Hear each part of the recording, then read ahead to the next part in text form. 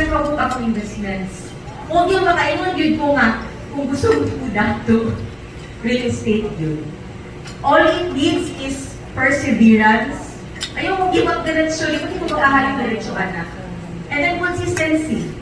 Muna ako, bisa na ako sa US, so bakasyon ko mga boss, June and July, 2 months ko nawala. Pero nakahalin ka ko. Because i-post.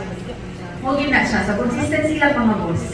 Muna, ayaw nga magpadayon mo. Yung anak ko, last 2 years ago, si Boss Chris Gapon ang nag-now at to, nag-orient sa amo. Siya Gapon, 2 years ago. Yung anak ko pala sa inyo, nag-lingkon ra ko, naminaw ra ko. And who would have thought na yung nani nakadagan ako na ipon? Kaya pa mga boss, since nagsugod ko real estate, wala ka mag-withdraw sa ATM. Nga naman, ay akong mga incentives na madawat sa mga developer,